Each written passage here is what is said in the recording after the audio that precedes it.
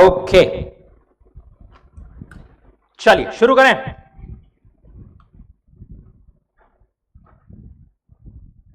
Good evening, कैसे हैं सब? हाँ ना, not applicable. Online guys quickly confirm करेंगे आवाज screen is all fine.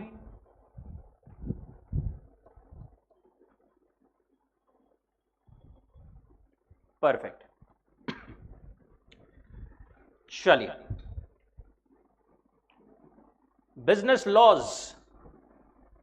Business laws में क्या पढ़ रहे थे अपन?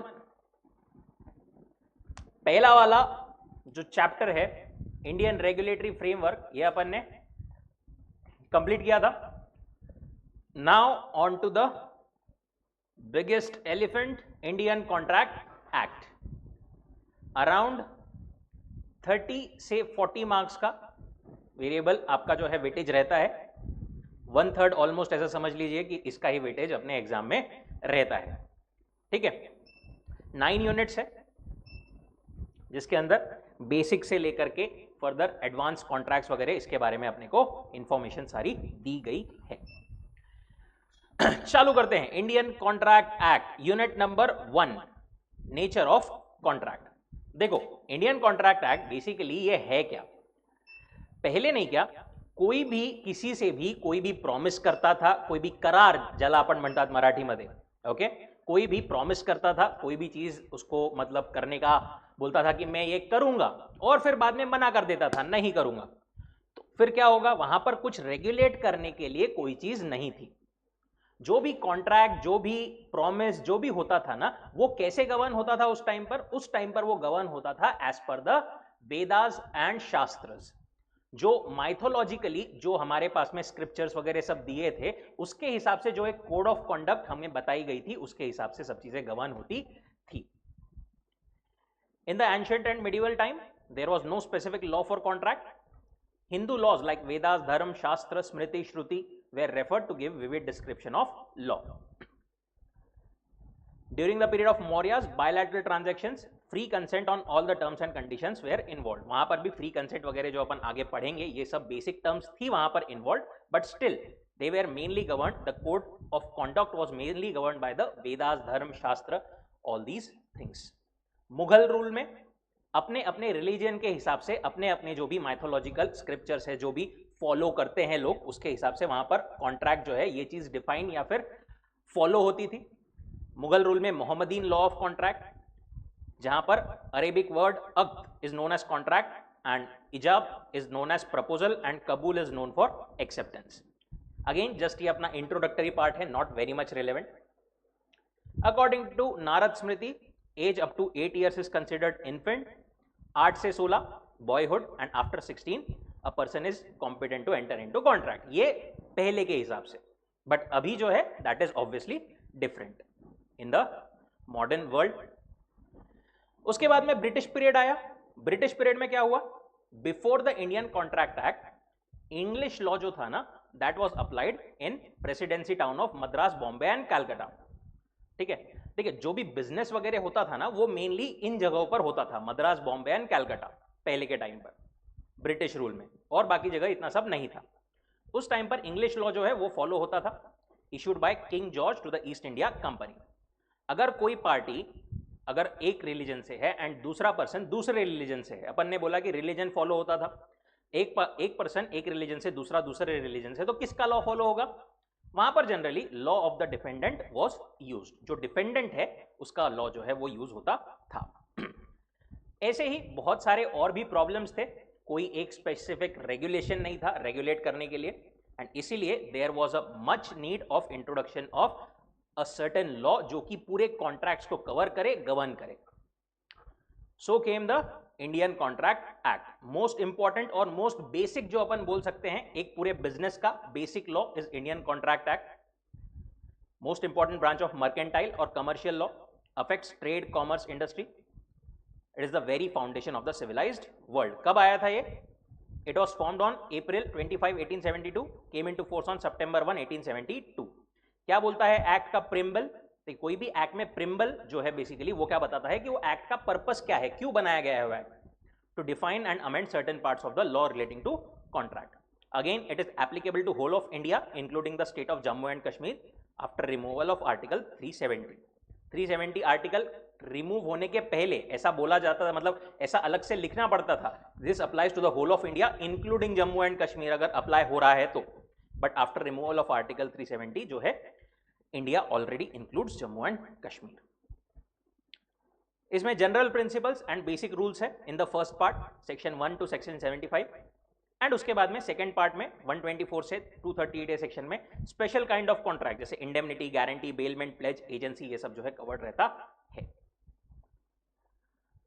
जैसे जैसे बिजनेस इंक्रीज हो रहा था, there were innumerable contracts that were being entered,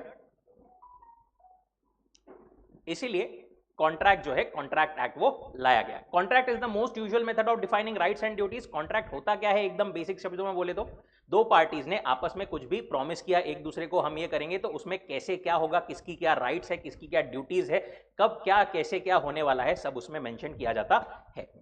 अब ये जो लॉ है ना अपना इंडियन कॉन्ट्रैक्ट एक्ट, ये बेसिकली कोई एकदम रिजिड लॉ नहीं है. ऐसा नहीं है कि इस चीज में इसी तरीके से होना चाहिए. ये बोलता है कि हम आपको थोड़ी बहुत छूट देते हैं, आप अपने हिसाब से भी टर्म्स वगैरह कर सकते हो, बट हम बेसिक प्रिंसिपल्स एंड गाइडलाइंस बताते हैं कि अगर आपने कुछ स्पेसिफिक नहीं किया अपने कॉन्ट्रैक्ट में तो इस हिसाब से होगा, या फिर ओवरऑल भी जनरल प्रिंसिपल्स हम बताते हैं कि कौन से कॉन्ट्रैक्ट में कैसे कैसे क्या चीजें होनी चाहिए.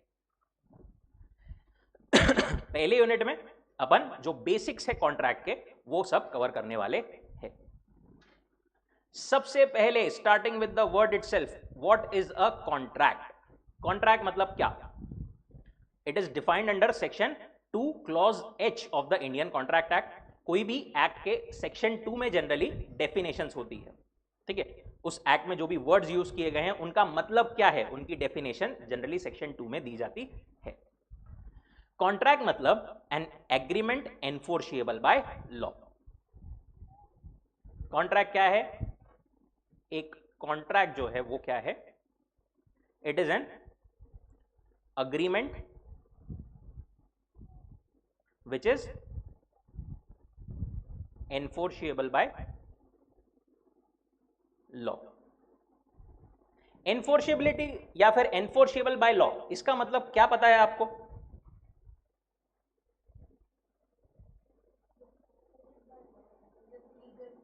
which is legal or accepted by law. जिस चीज को अपन लॉ के मदद से एनफोर्स करवा सकते हैं, लागू करवा सकते हैं, कंपलसरी करवा सकते हैं, right, that is simply enforceable by law. मैंने प्रॉमिस किया, ए ने बी को प्रॉमिस किया कि मैं देखो मशीन बेचूंगा, बाद में उसने नहीं बोल दिया, तो बी क्या है, लीगली उस पर केस कर सकता है और उसको ये परफॉर्म करने के लिए कोर्ट से ऑर्डर दिलवा सकता है, right. This is called enforceability और एनफोर्सिएबल बाय लॉ. ठीक है, एनफोर्सिबिलिटी तो बेसिक चीज है, नीचे अपने को दी हुई है जो enforceability by law. Agreement to become contract must give rise to legal obligation which means duly enforceable by law. अब आते हैं एग्रीमेंट पर. अग्रीमेंट मतलब क्या? अग्रीमेंट का मतलब अपने को कॉन्ट्रैक्ट एक्ट में ये लोग बोलते हैं every promise and every set of promises forming consideration for each other. Again इसमें classification, every promise or set of promises forming consideration for each other. Again दो important elements कौन से आ गए? Promise and set of promises forming consideration for each other, right? आएंगे अपन एक एक element, अपने को डिटेल में सब कुछ दिया हुआ है, ठीक है. कंसिडरेशन मतलब क्या? एकदम बेसिक अगर अपन बोले तो क्विड प्रो को, समथिंग इन रिटर्न. मैं अगर ए को, बी फॉर एग्जाम्पल कार बेच रहा है, तो बी ने उसके अगेंस्ट कुछ देना पड़ेगा, for example 5 lakh rupees. This is what consideration. A के लिए कंसिडरेशन क्या है? 5 लाख रुपए, और बी जो 5 लाख रुपए दे रहा है उसके लिए कंसिडरेशन क्या है? कार जो उसको मिल रही है, ठीक है. कंसिडरेशन भी ठीक है. अब आते हैं प्रॉमिस पर. प्रॉमिस या सेट ऑफ प्रॉमिस, ये क्या बोलता है? इसको फर्दर डिफाइन किया गया है. When the person to whom proposal is made signifies his assent thereto, proposal is said to be accepted. Proposal when accepted becomes a promise. एक प्रपोजल को जब एक्सेप्टेंस मिलता है, there is said to be a promise. Okay, simply promise is nothing but a proposal plus acceptance. ठीक है, तो contract क्या है बेसिकली, अभी तक जो अपने को समझा, contract is agreement enforceable by law. Agreement क्या है, प्रॉमिस और set of promises forming consideration for each other, और फर्दर डिवीजन काय में है, प्रॉमिस या सेट ऑफ प्रॉमिस, उसमें proposal plus acceptance becomes a promise. Okay, यहां तक सब क्लियर है. फॉलोइंग पॉइंट्स इमर्ज, वही ऊपर वाले पॉइंट्स अगेन रिपीट किए उन्होंने. When the person to whom proposal is made signifies assent, the proposal have been accepted. एक पार्टी ऑब्वियसली प्रपोजल करता है, सामने वाली पार्टी जो है उसको एक्सेप्टेंस करती है फॉर अ म्यूचुअल कंसिडरेशन. तो अग्रीमेंट अगर अपन बोले, यहां पर अग्रीमेंट कौन सी चीजों से मिलकर बनता है, proposal plus acceptance plus consideration, right.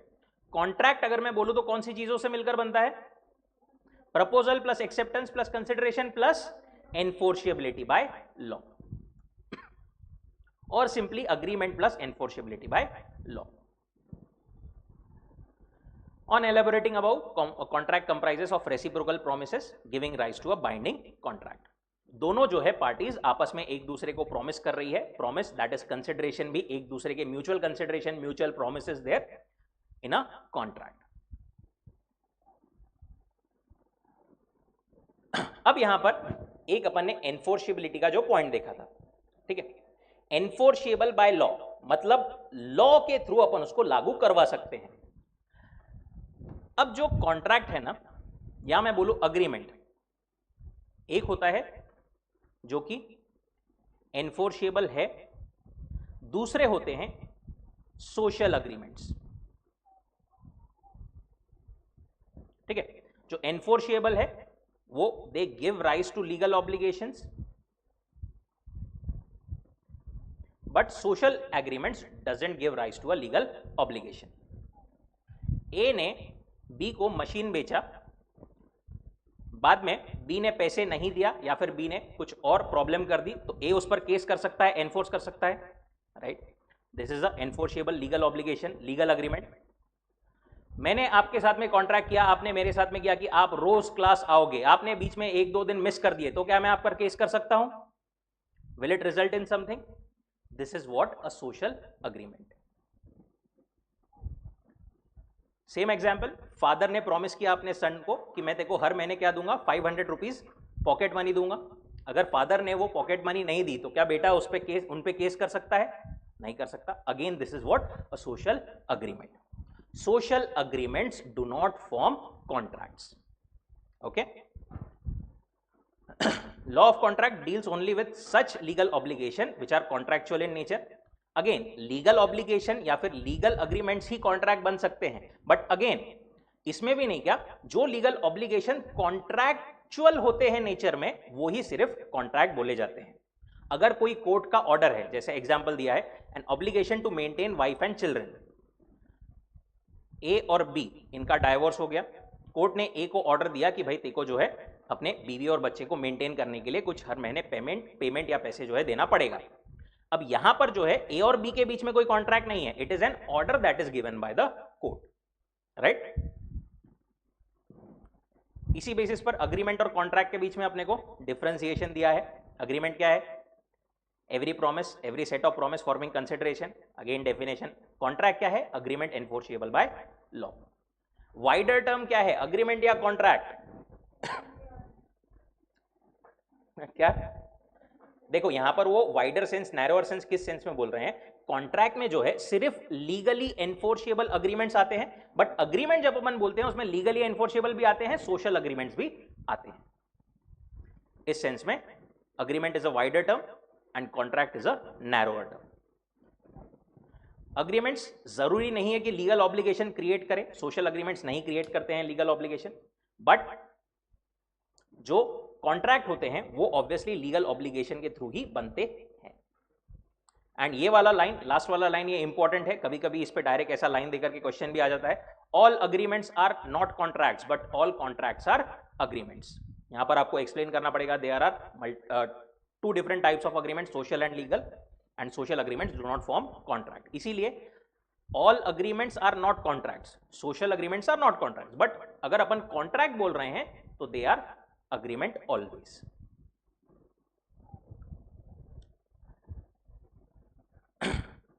Now essentials of a valid contract. एक कॉन्ट्रैक्ट को वैलिड कहलाए जाने के लिए, एक वैलिड कॉन्ट्रैक्ट बनने के लिए क्या क्या एसेंशियल चीजें होना जरूरी है.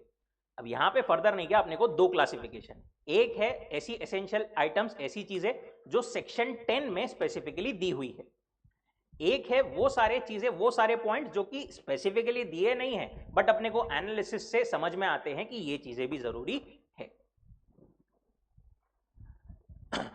In terms of section 10, all agreements are contracts if they are made by the free consent of the parties competent to contract for a lawful consideration with a lawful objects and not expressly declared to be void.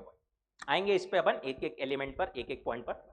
पहले अपन वो वाले सारे elements देखते हैं जो कि section 10 में नहीं बोला है specifically but still they are required. सबसे पहली चीज क्या है, दो पार्टीज, एक पर्सन खुद के साथ में कॉन्ट्रैक्ट नहीं कर सकता. Obviously one can not contract with himself. One party making and the other party accepting the offer.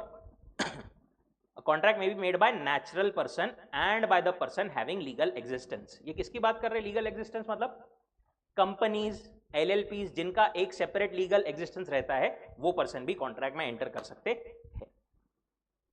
बस आइडेंटिटी जो है पार्टीज की वो क्या चाहिए आपकी, असर्टेनेबल होनी चाहिए. अब इसी से रिलेवेंट नहीं क्या, एक केस लॉ है state of Gujarat versus Ramanlal S and company. ये actually partnership plus contract act का थोड़ा सा मिक्स है. क्या हुआ था, पार्टनरशिप में partners and partnership firm are they same और different? They are one and the same, right. अब वहां पर क्या हुआ, एक पार्टनरशिप फर्म का डिसोल्यूशन हुआ. यहां पर ये जो असेट्स थे वो पार्टनर्स को वापस मिल रहे थे. तो एक ऑफिसर था सेल्स टैक्स का, उसने क्या बोला कि ये जो है बेसिकली ये ट्रांजैक्शन सेल का है और इस पर जो है टैक्स लगना चाहिए. ये मैटर कोर्ट में गया, कोर्ट में जाकर के डिसाइड हुआ कि नहीं, partners and partnership firm are one and the same and one person can not contract with himself, तो there is no contract of sale in between them. कोई टैक्सेशन वहां पर नहीं आएगा.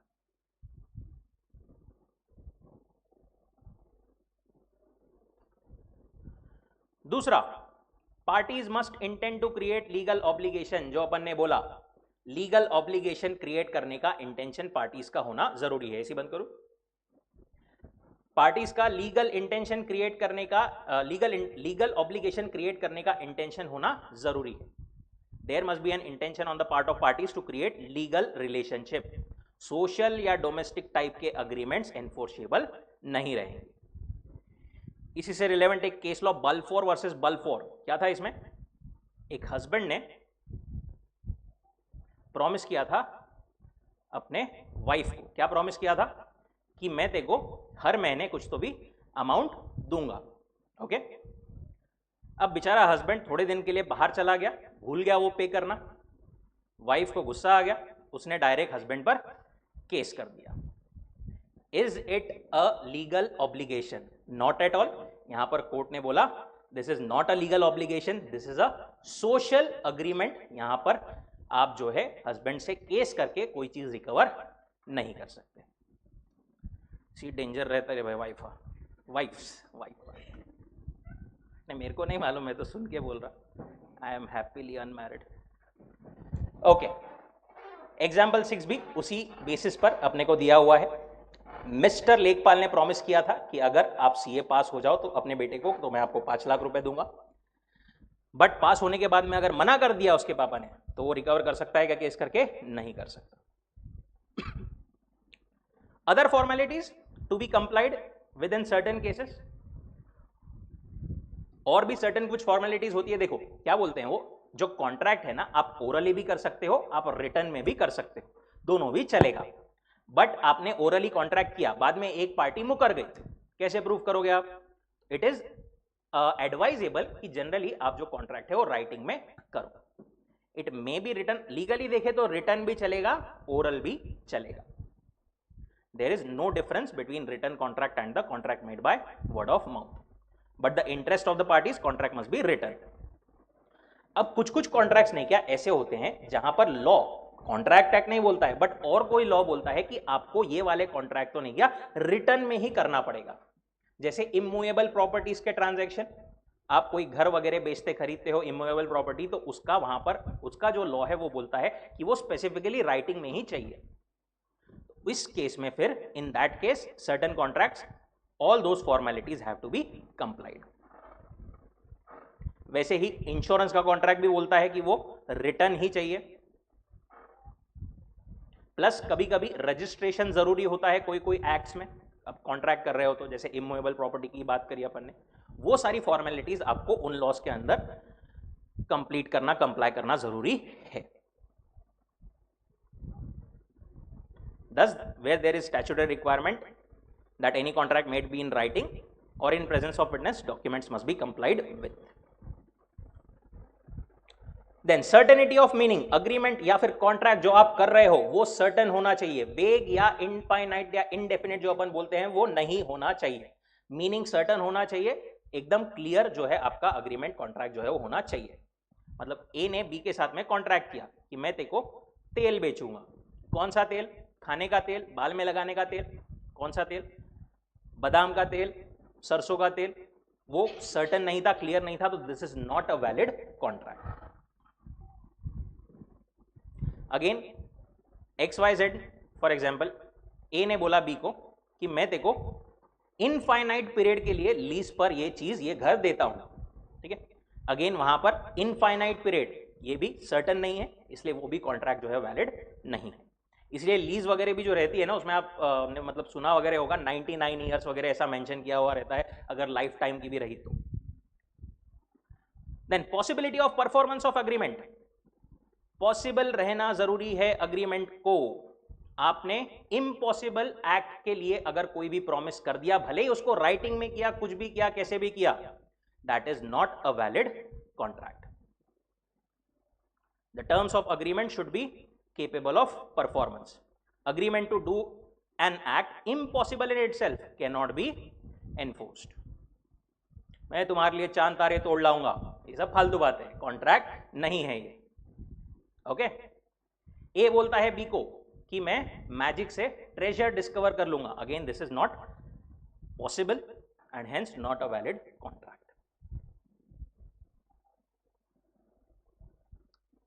अकॉर्डिंग टू सेक्शन 10, अब आते हैं सेक्शन 10 पर, जो सेक्शन 10 स्पेसिफिकली चीजें बोलता है कौन सी आपके कॉन्ट्रैक्ट में होनी चाहिए। सबसे पहले तो offer and acceptance, that is an agreement.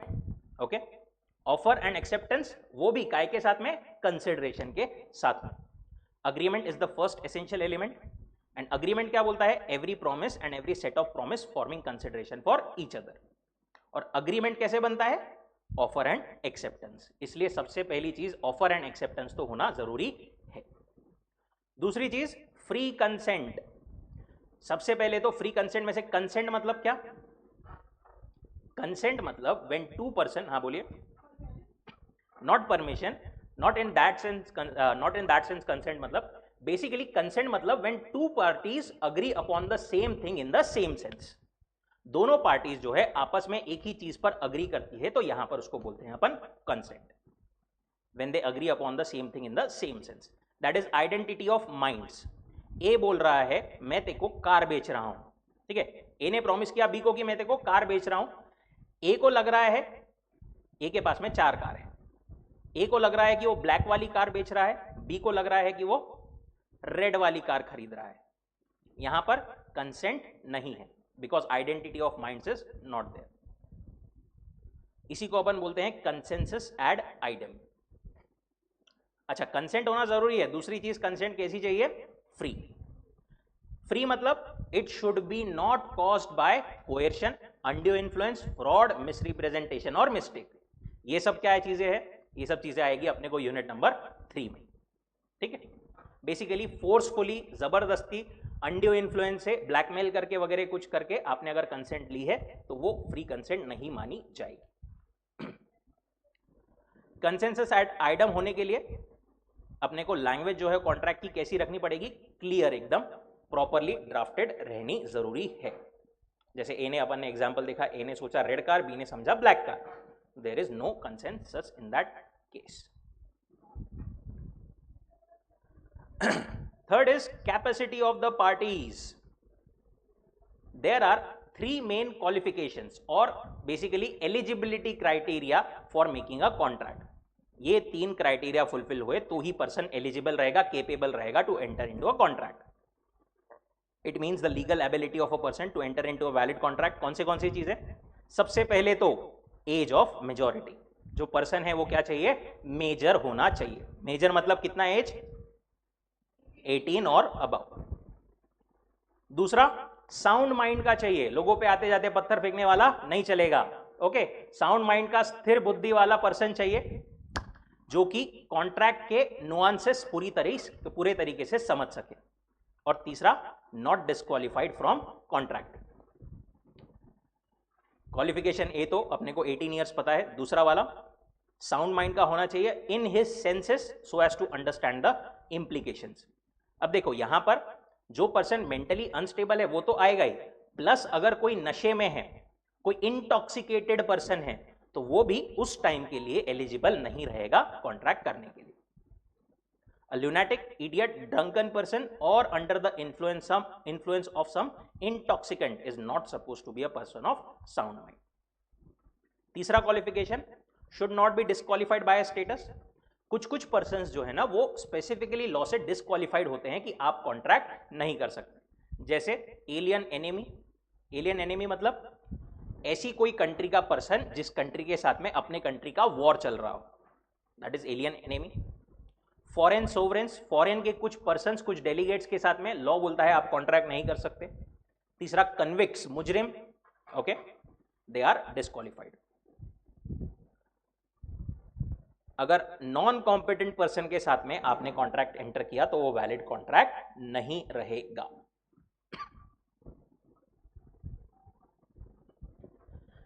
Next important element is consideration. Consideration is what? Quid pro quo, that is something in return. Contract में there has to be consideration. एक हाथ दे दूसरे हाथ ले. Something in return should be there. Exact equal value का रहना जरूरी नहीं है, बट कुछ तो भी चाहिए in return. A valuable consideration may consist either in some right, interest, profit or benefit to one party or some forbearance, detriment, loss, responsibility given, suffered, undertaken by the other. देखो basic form of consideration तो अपने को पता है, ए ने B को car बेचा, B ने ए को पैसे दे दिया, ठीक है. इसके अलावा ये क्या बोल रहे हैं? Right, interest, profit, benefit. For example Netflix. Netflix का सब्सक्रिप्शन आप पैसे देते हैं, नेटफ्लिक्स वाले क्या देते हैं अपने को कंसिडरेशन में?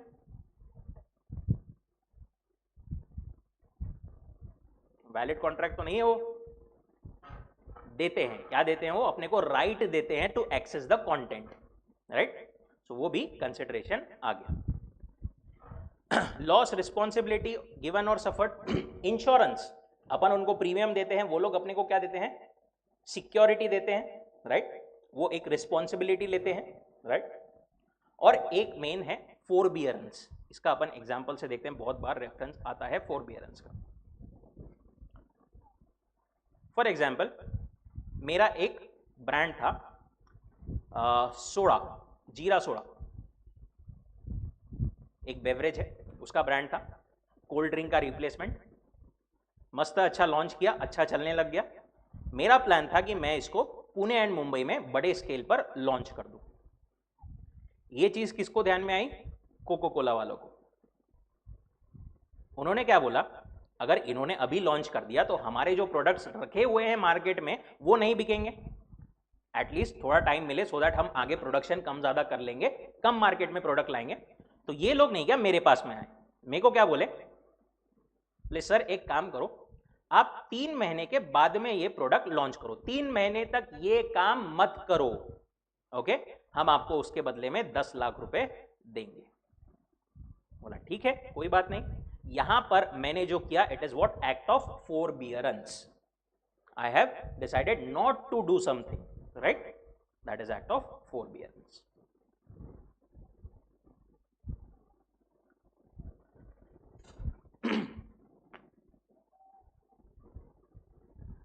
Then lawful consideration and object, आपके कॉन्ट्रैक्ट का जो ऑब्जेक्ट है और कंसिडरेशन है दोनों भी क्या होना चाहिए, लॉफुल होना चाहिए, लॉफुल होना जरूरी है। The consideration as well as the object, आपका क्या कर रहे हो और कंसिडरेशन क्या है, दोनों भी must be lawful. Section 23 states which is it is if it is prohibited by law or it is such that it would defeat the provisions of law, it is fraudulent or involves injury to the person, property of another, or it is immoral or opposed to public policy, then it is not valid. ये सब क्या terms है, immoral, oppose to public policy, ये सब अपने को again आएगा unit number 3 में और डिटेल में। बेसिकली लॉ के अगेंस्ट अगर कुछ भी है तो वो वहां पर वैलिड नहीं है। ए ने बी के साथ में कॉन्ट्रैक्ट किया कि चल अपन दोनों मिलकर के चोरी करते, this is not a valid contract, क्योंकि यहां पर ऑब्जेक्ट क्या है, अनलॉफुल है। ए ने बोला मैं तेरे को अपना घर बेचता हूं, बदले में तू मेरे को 10 kg ड्रग्स दे दे, अगेन यहां पर कंसिडरेशन इज इलीगल, अनलॉफुल, ये वैलिड नहीं है। And lastly, not expressly declared to be void, an agreement entered into must not be which law declares to be either illegal और वॉइड। अगर आपका इलीगल अग्रीमेंट जो law ने specifically बोला है कि ये अग्रीमेंट आप नहीं कर सकते, वो अग्रीमेंट आपने किया तो भी वो जो कॉन्ट्रैक्ट है वो वैलिड नहीं रहेगा, वो क्या रहेगा, वॉइड अग्रीमेंट रहेगा।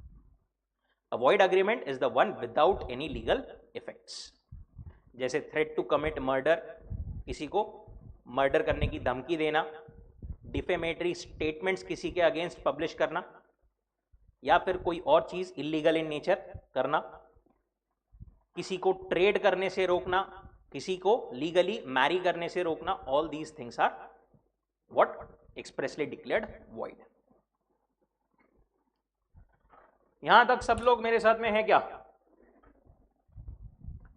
ओके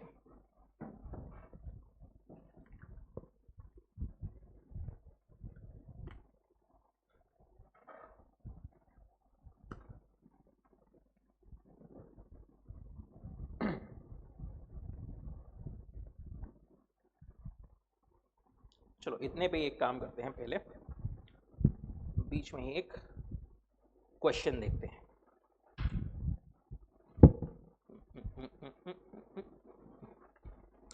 बुक्स निकालेंगे सब।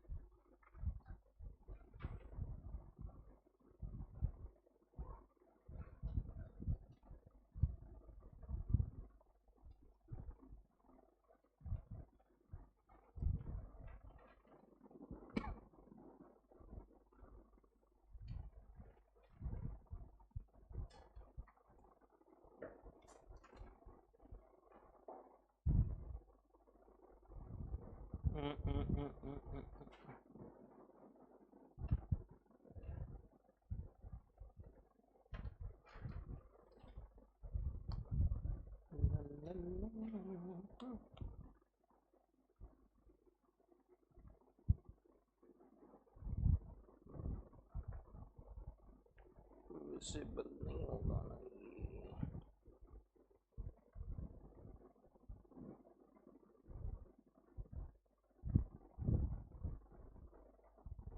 Visible?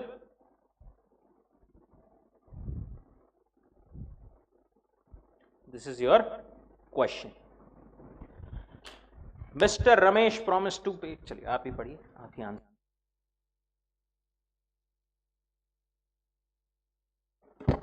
This is for 3 marks.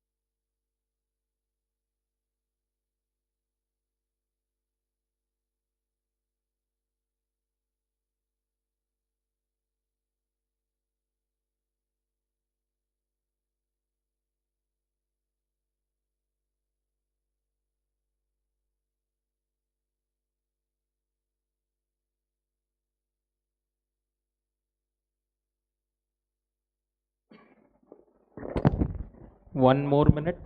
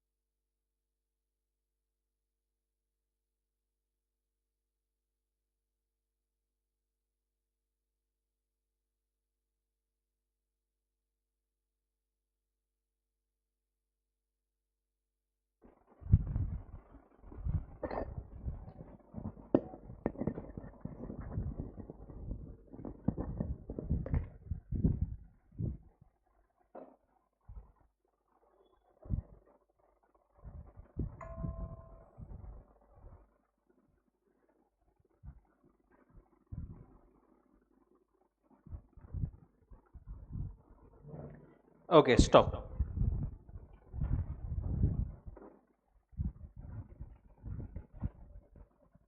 Stop. Okay, okay.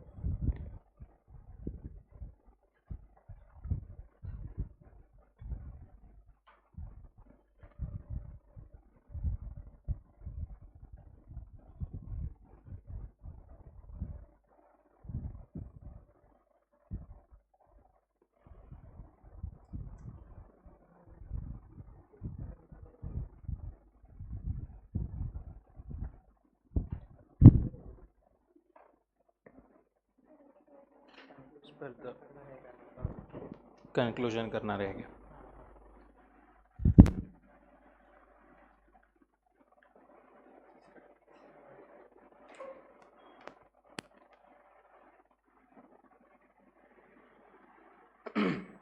Legal intention है या नहीं है, मतलब वैलिड है या नहीं है, कंक्लूजन में क्या है?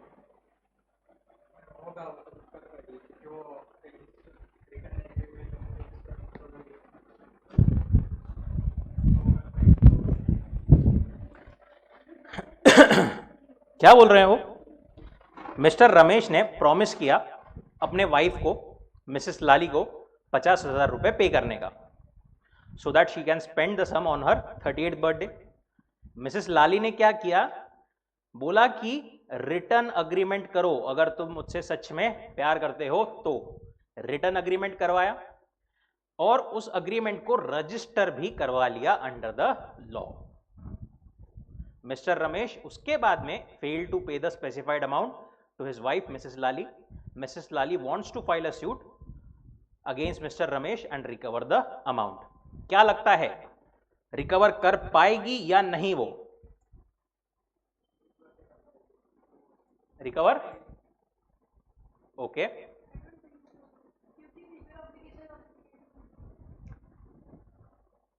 करेक्ट आंसर इज कि वो she would not be able to recover the amount. देखो, सोशल अग्रीमेंट जो भी है, आपने उसको रिटर्न में कर लिया, उसको रजिस्टर कर लिया, इट डजंट मैटर. अगर सोशल अग्रीमेंट्स है तो वो एनफोर्स नहीं किए जा सकते. ओके, सोशल अग्रीमेंट्स कोई भी हालत में एनफोर्स नहीं किए जा सकते. डाउट होगा तो अभी क्लियर करते हैं अपन, उसमें समझ में आया क्यों नहीं है वो? यस. अगेन आंसर उसका अपन देखें तो प्रोविजंस क्या रहेगी? Parties must intend to create legal obligation. There must be an intention on the part of parties to create legal relation between them. Parties का इंटेंशन ये रहना चाहिए कि आपस में लीगल रिलेशन क्रिएट हो. सोशल या domestic type of agreements are not enforceable in court. Facts again, case का अगेन रिपीटेशन. मिस्टर रमेश ने प्रॉमिस किया था टू पे 50,000. उसके बाद में subsequently Mr Ramesh fail to fulfil. In the given circumstances, wife will not be able to recover as it was a social agreement. आप एक लाइन इसमें एडिशनल और लिख सकते हो, that writing being the contract being in written format and registered doesn't make a difference and it will still be a what? Social agreements and it would not be enforceable by law and she will not be able to recover the amount. ठीक है? Again concept सही ने major, मतलब concept अपने को थोड़ा बहुत ध्यान में आ गया. लैंग्वेज थोड़ी थोड़ी हल्की हल्की, मतलब फॉर्मेट अपन जैसा जैसा कॉन्शियसली फॉलो करते जाएंगे ना, ऐसे मल्टीपल आंसर्स देखते जाएंगे, वैसे वैसे इंप्रूवमेंट होता जाएगा।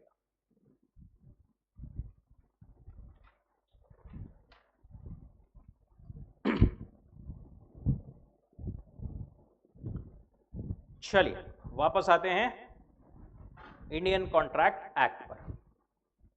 अच्छा बाय द वे, आप लोग पेन कौन सा यूज करते हो सब? Gel, gel, ball pen, ball pen, ball pen. ठीक है, अगर आपका शुरुआत से उस पर कंफर्ट बना हुआ है, पहले से आपकी स्पीड उससे है तो अच्छी बात है, but generally it is observe कि जेल पेन से जो है ना थोड़ी स्पीड फास्ट होती है। ओके, ट्राई करके देखिए, अगर लगता है तो बहुत अच्छी बात है, नहीं है तो कंटिन्यू विद द सेम। आपको अगर इससे स्पीड आ रही है, प्रॉपर आ रही है, उससे थोड़ी बहुत क्या अपनी राइटिंग भी थोड़ी सी इंप्रूव होती है, ऐसा जनरल ऑब्जर्वेशन होता है। ओके, यानी किसी की खराब है ये नहीं बोल रहा मैं, बट ओवरऑल आपको जो है जेल पेन थोड़ा बेटर रहता है। बॉल पेन भी चलेगा, कोई इसमें इशू नहीं है, बट एक बार see for yourself which works for you. चलिए, types of contract. Types of contract basically इसके 3 बेसिस पर हमको क्लासिफिकेशन दिए हैं। On the basis of validity enforceability, दूसरा on the basis of formation, तीसरा on the basis of performance. On the basis of validity enforceability पहले अपन देखते हैं, what are the various types और क्लासिफिकेशन ऑफ कॉन्ट्रैक्ट। सबसे पहला है वैलिड कॉन्ट्रैक्ट, जो कंप्लीटली वैलिड है, सारे एलिमेंट्स उसमें मौजूद है, कोई दिक्कत की बात नहीं है। It is binding and enforceable, contains all essential elements. दूसरा होता है वॉइड कॉन्ट्रैक्ट। वॉइड कॉन्ट्रैक्ट मतलब क्या? जो कि एनफोर्सेबल नहीं है, it is a invalid contract. Simply a contract which ceases to be enforceable by law becomes a void contract when it ceases to be enforceable, और one which can not be enforced, और simply जो कि invalid contract है या फिर valid contract नहीं है, that is what void contract.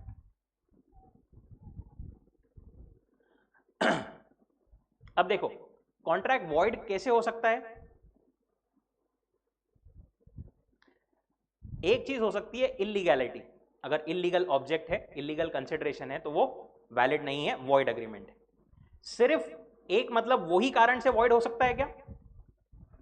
There are certain other things also, जैसे फॉर एग्जाम्पल आपने कॉन्ट्रैक्ट किया कोई चीज करने का, कॉन्ट्रैक्ट करने के बाद में वो चीज करना इम्पॉसिबल हो गया, इन that case also the contract becomes void, क्योंकि अब वो परफॉर्म नहीं हो सकता, राइट, तो इट बिकम्स वॉइड। आएंगे अपन इस पे भी डिटेल में। जैसे मिस्टर एक्स ने अग्री किया था to write a book, but उसके बाद में क्या हुआ, एक्स की दुर्भाग्यवश एक एक्सीडेंट में डेथ हो गई, इसके वजह से अब वो कॉन्ट्रैक्ट परफॉर्म हो सकता है क्या? नहीं हो सकता। Thus, a valid contract, when cannot be performed because of some uncalled parallel happening, becomes void.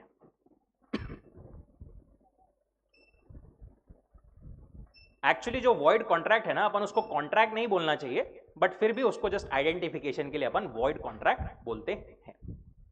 तीसरा है voidable। voidable मतलब क्या?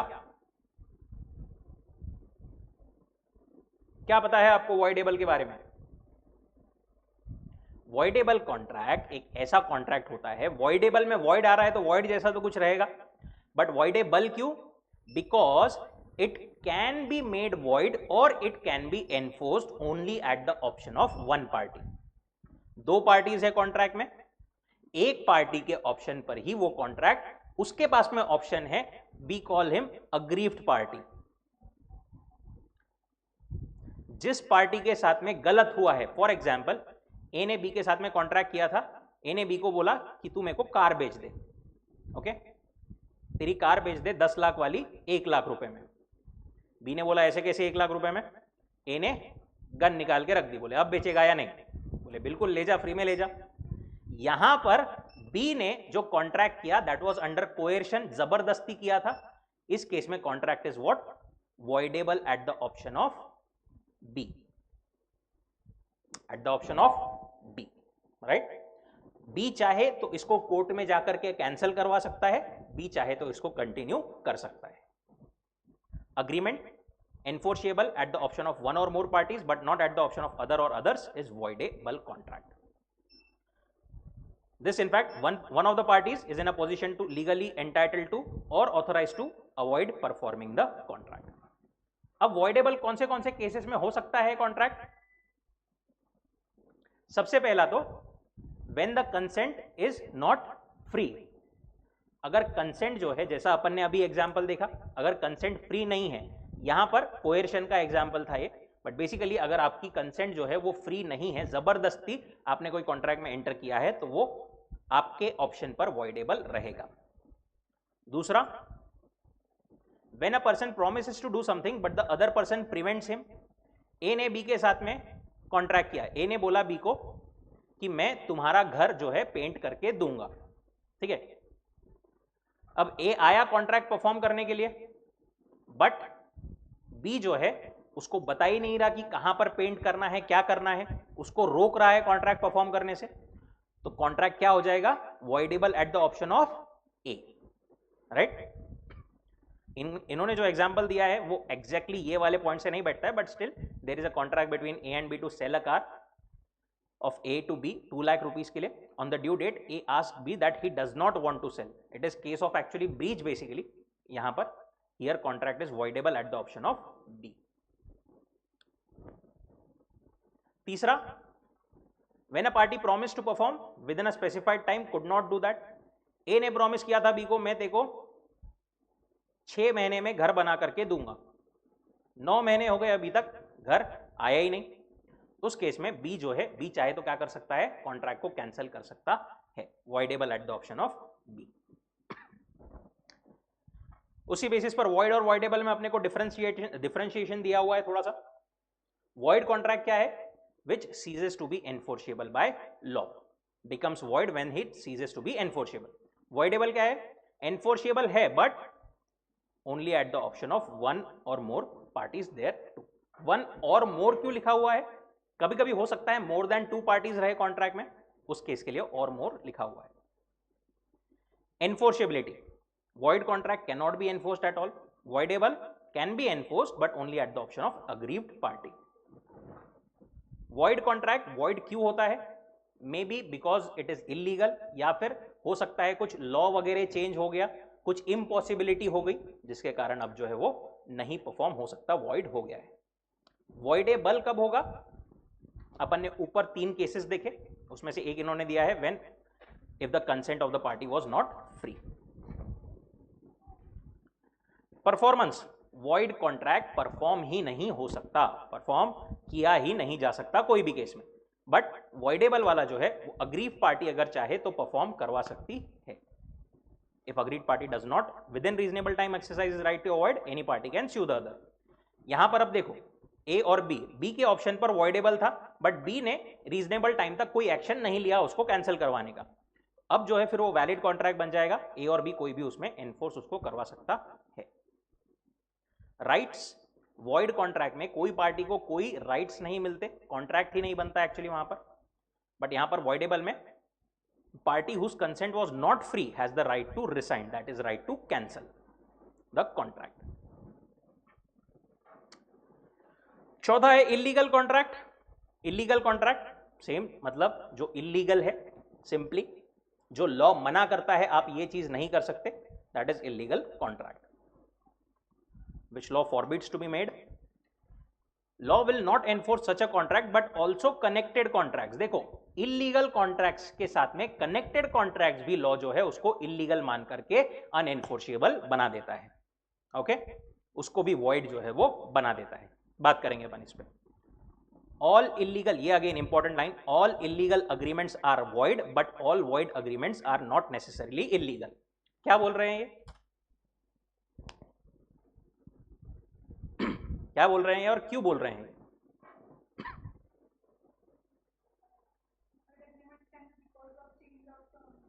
वॉइड अग्रीमेंट जो है वो सिर्फ इलीगलिटी की वजह से नहीं होता, और भी कारणों की वजह से वॉइड हो सकता है. बट अगर इलीगल है तो वो वॉइड तो रहेगा ही. एक्चुअली दोनों भी केसेस में वॉइड ही नहीं, इट वुड बी वॉइड एब इनिशियो. वॉइड और वॉइड एब इनिशियो में क्या फर्क है? वॉइड एब इनिशियो मतलब जब से वो बना, जब से ही वो क्या है? वॉइड है. It can not be enforced.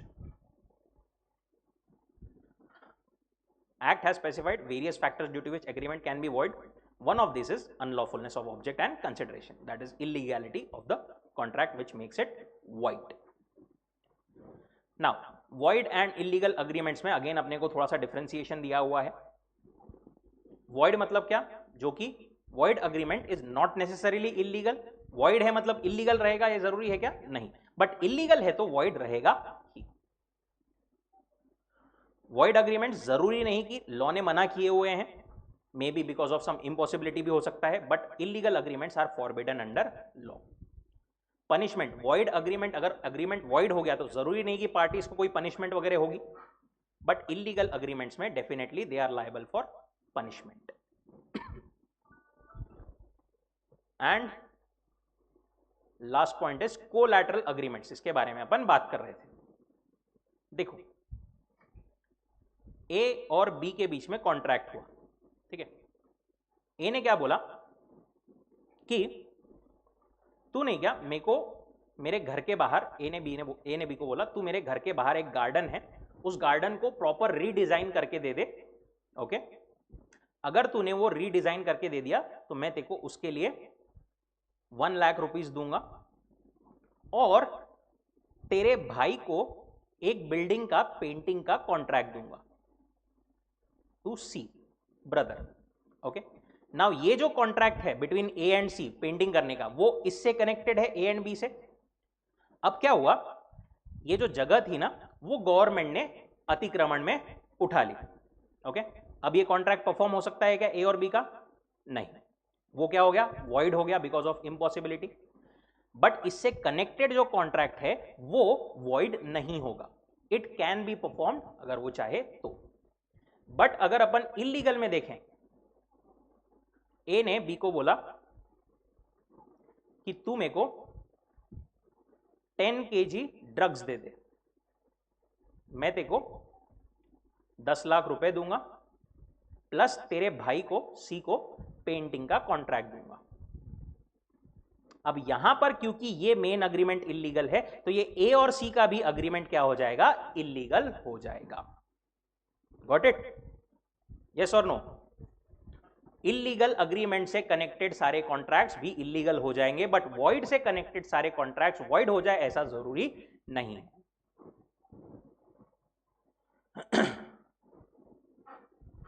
Last is अनएनफोर्सिएबल contract. ये क्या बोलता है, एक ऐसा कॉन्ट्रैक्ट जो वैसे सही से बना था, कोई उसमें दिक्कत नहीं थी, बट कुछ तो भी टेक्निकल डिफेक्ट नहीं क्या आ गया उसमें, मे बी साइन जरूरी थी वो साइन नहीं हुई है, या राइटिंग में होना चाहिए था और राइटिंग में नहीं है, जिसके वजह से अब वो क्या है, एनफोर्स नहीं किया जा सकता. It becomes unenforceable because of some technical defect like absence in writing, barred by limitation. Barred by limitation पता है क्या, इसका भी रेफरेंस अपने को बहुत जगह आएगा.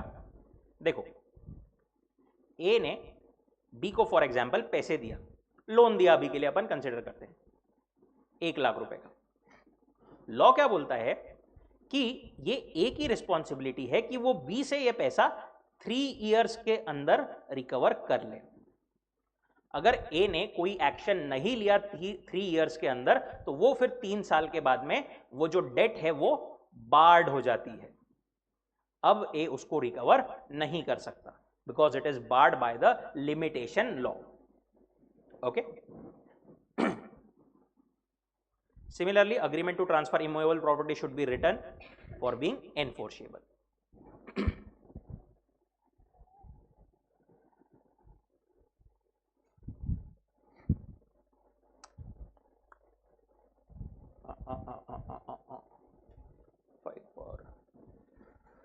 ठीक है, on the basis of formation of contract or on the basis of performance of contract ये अपन देखेंगे कल. अभी एक और क्वेश्चन,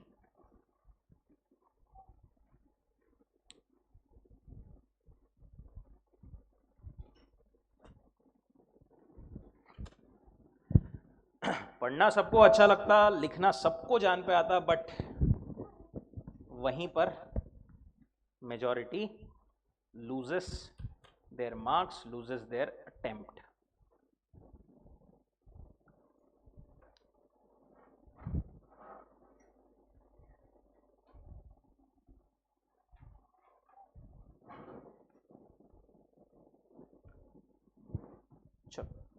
ज्यादा बड़ा नहीं, डायरेक्ट वाले ही लेते हैं. State the difference between void and voidable contract.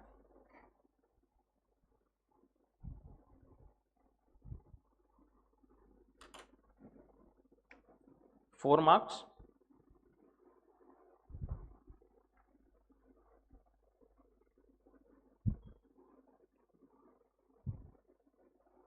Time starts now.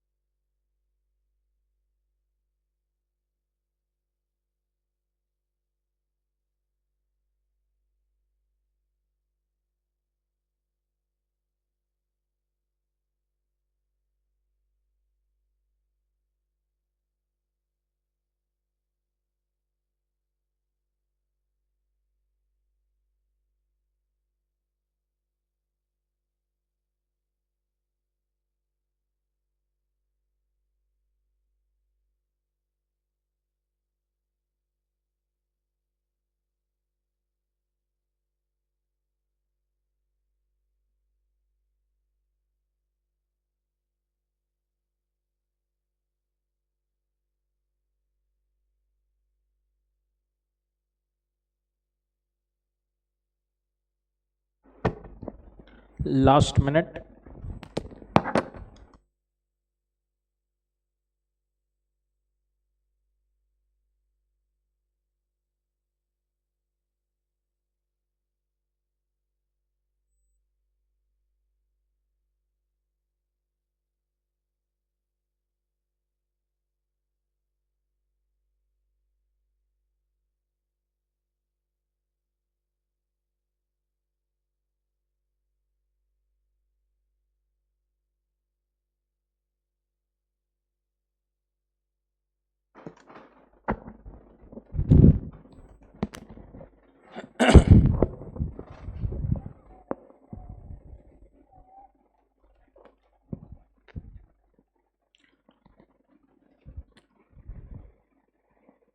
Okay, stop.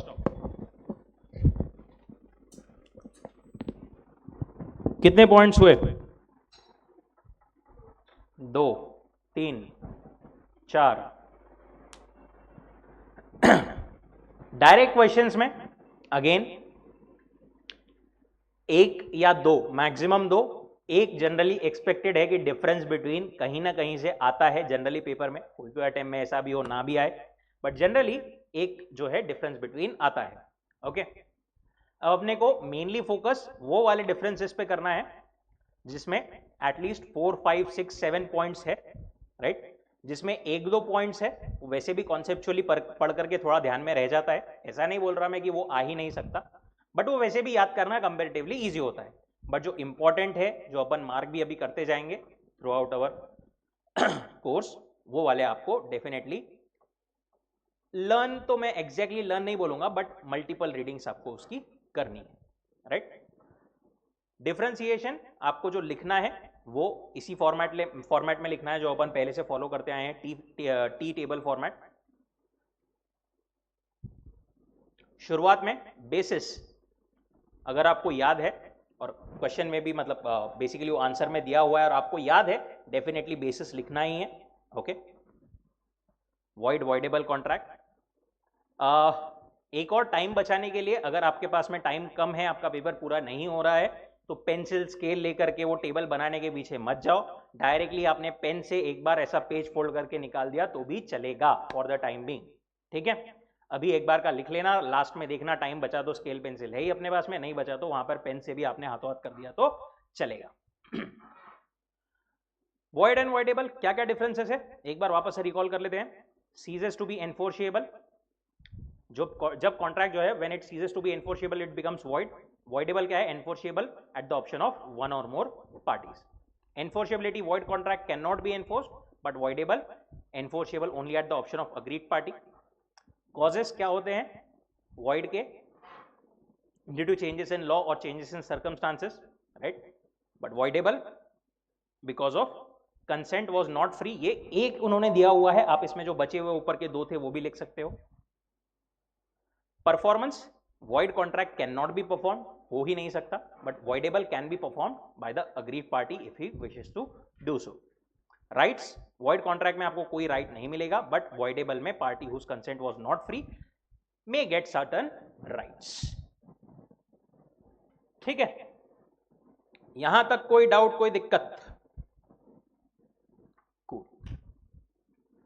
रुकते हैं फिर यहां पर आज के लिए। प्रैक्टिस आपको करनी है घर पर।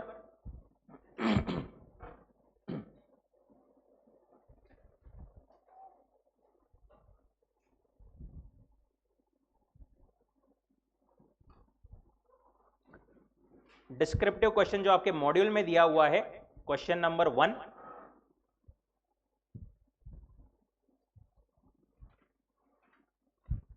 देन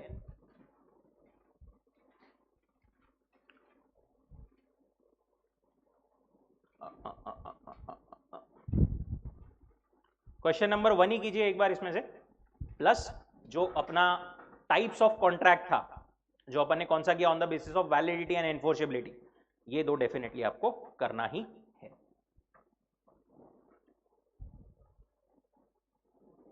प्लस इसकी जो क्वेश्चन बैंक है, मोस्टली शुरुआत के 2-1 यूनिट्स की आपको मैं सॉफ्ट में भी शेयर कर दूंगा, क्योंकि वो बुक दी हुई है, उसको थोड़ा 2-3 दिन हो सकता है अभी टाइम लगे, तो वो आने तक आपको सॉफ्ट में ये दे देते हैं। चलिए, thank you so much, take care, good night.